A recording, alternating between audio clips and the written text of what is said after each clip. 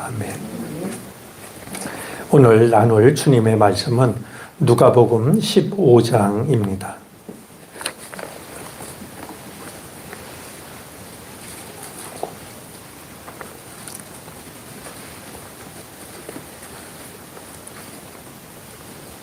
누가복음 15장 11절부터 17절까지 말씀을 교독하겠습니다. 또 이르시되 어떤 사람에게 두 아들이 있는데 그 둘째가 아버지에게 말하되 아버지여 제 산 중에서 내게 돌아올 분깃을 내게 주소서 하니라.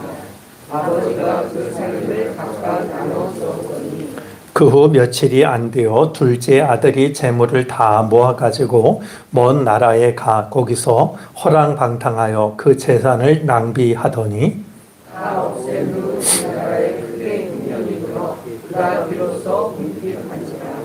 가서 그 나라 백성 중 한 사람에게 붙여 사니 그가 그를 들로 보내어 돼지를 치게 하였는데 그가 돼지 먹는 주연 열매로 배를 채우고자 하되 주는 자가 없는지라. 함께 읽습니다. 이에 스스로 돌이켜 이르되 내 아버지에게는 양식이 풍족한 품꾼이 얼마나 많은가. 나는 여기서 줄여 죽는구나. 아멘. 네, 오늘도 새로운 하루를 우리에게 주신 주님의 은혜 감사드립니다. 주께서 우리 삶의 주인이 되어 주시는 은혜가 우리 모두 가운데 함께 하기를 바랍니다. 네, 오늘 우리가 읽은 말씀은 예수님이 들려주신 많은 비유 중에서도 아마 가장 유명한 비유에 해당이 되리라 여겨집니다.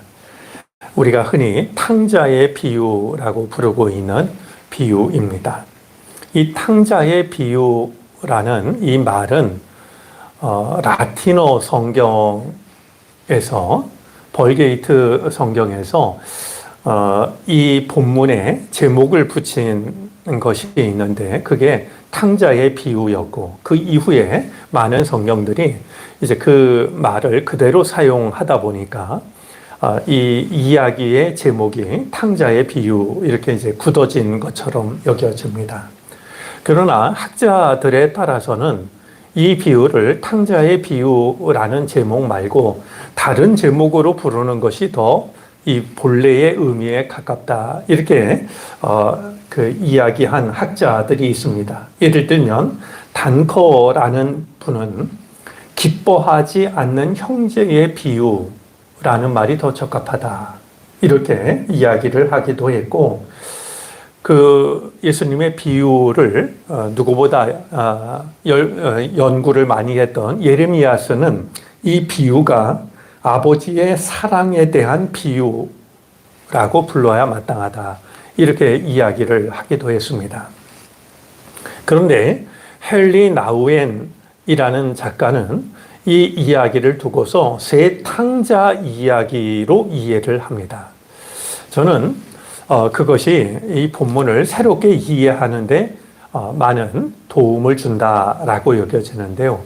여러분들이 한번 우리가 세 번에 나눠서 말씀을 생각하겠습니다만 오늘 이 탕자 이야기로 우리에게 알려진 이 말씀이 사실은 탕자 이야기라기보단 세 탕자 이야기 이렇게 이해를 할 수도 있다라고 하는 것을 염두에 두시고 말씀을 한번 묵상해 보시기를 권해드립니다. 자, 첫 번째 탕자는 당연히 우리가 알고 있는 그 탕자입니다. 둘째 아들이죠. 그는 어느 날 아버지를 찾아가서 아버지에게 요청을 합니다. 내게 돌아올 분깃을 주십시오 라고 요청을 했습니다. 그러니까 아버지의 유산 중에서 내게 주실 것을 미리 내게 달라라고 하는 것이었습니다.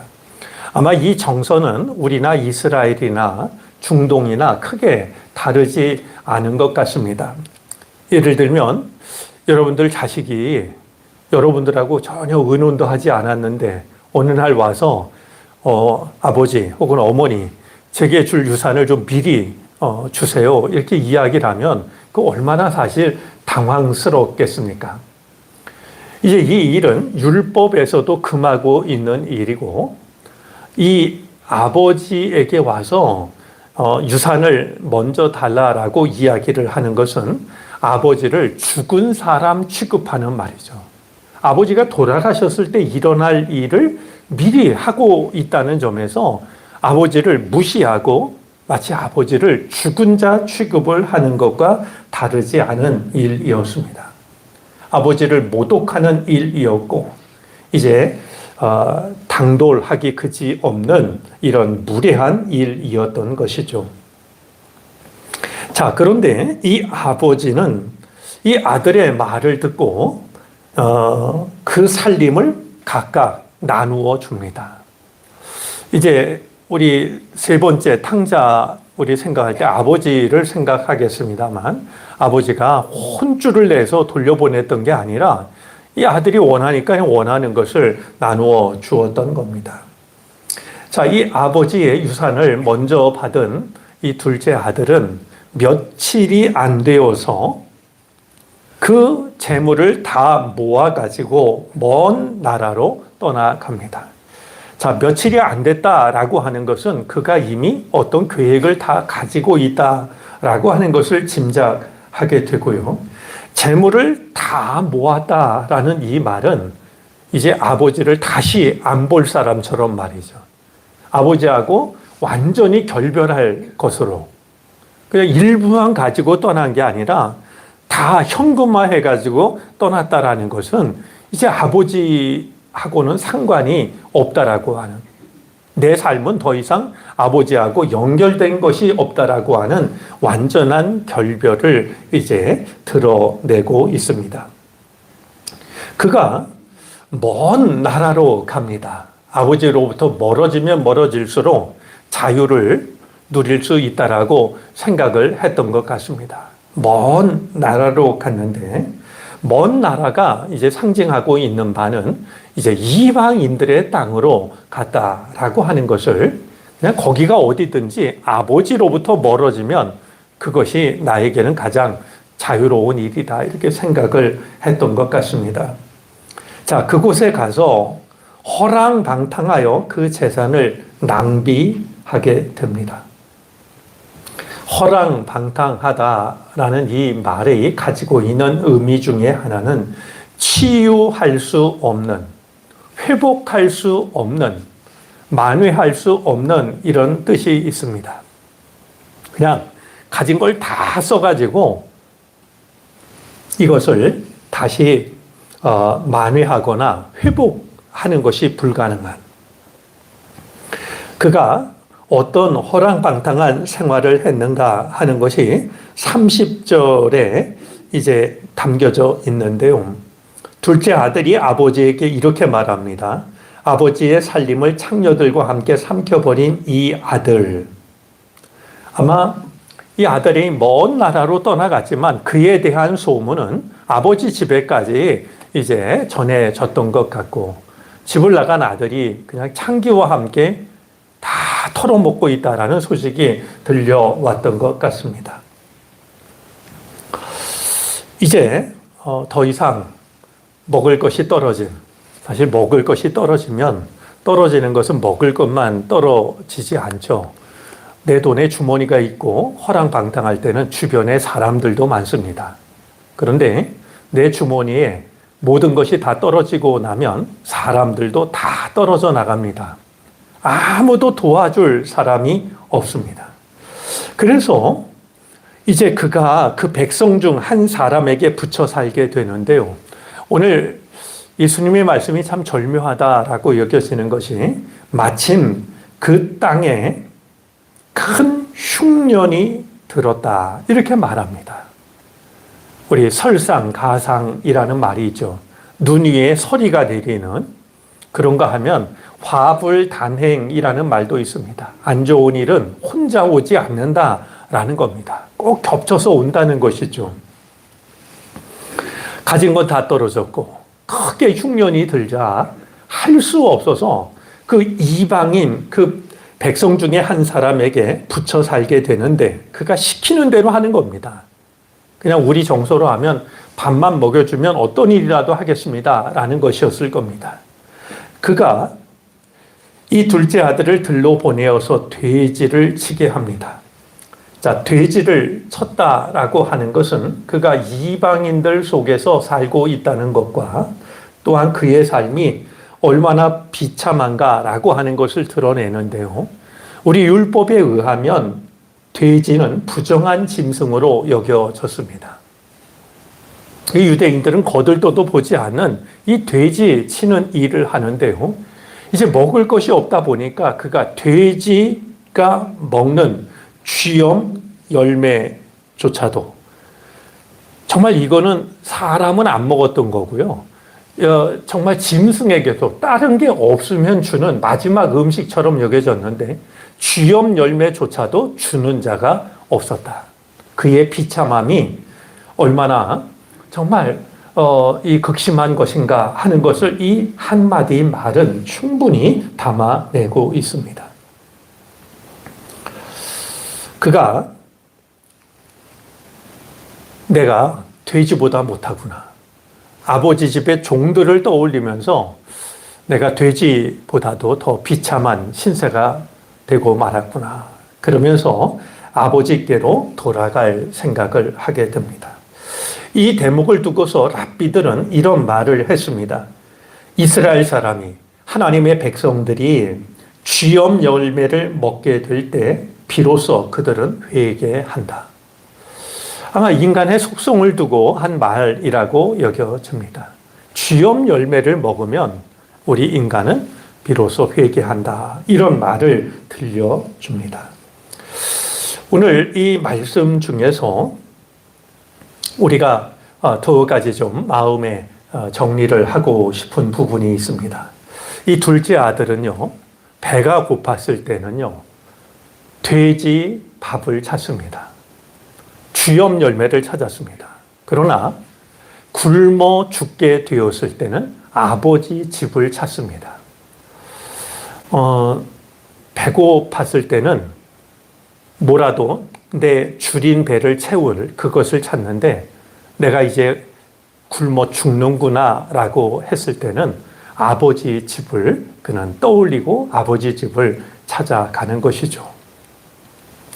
그런 점에서 랍비가 했던 그 한마디 말이 우리 인생에 행여라도 일어나는 일이 없어야 하겠습니다. 자, 또 한 가지는요.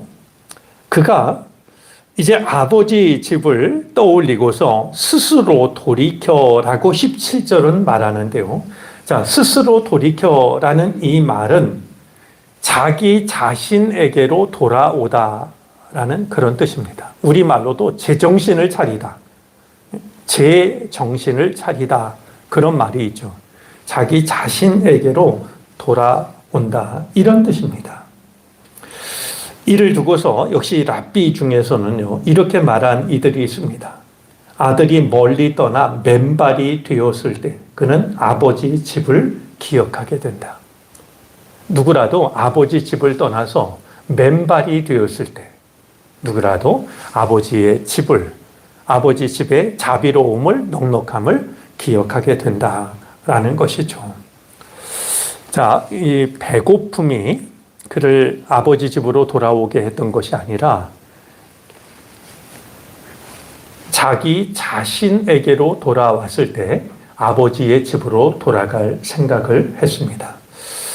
우리 둘째 아들은 누가 보아도 탕자입니다. 우리 인생에 이런 선택이, 이런 결과가 없게 되기를 바라고요. 오늘 이야기가 담고 있는 또 다른 탕자들 우리가 다음 시간 계속 이어 생각하도록 하겠습니다. 아버지 집에 있을 때 아버지 집의 소중함을 깨닫는 것이 은혜일 줄로 압니다.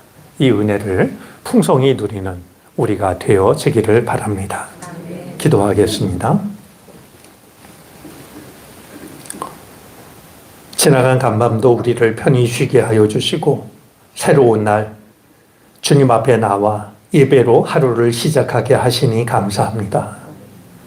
오늘 하루를 지내며 이제 우리가 늘 말씀을 묵상하게 하여 주시고 믿음의 빛을 따라갈 수 있는 이날 되게 해 주시기를 바라고 원합니다. 오늘도 주의 말씀을 먼저 대합니다.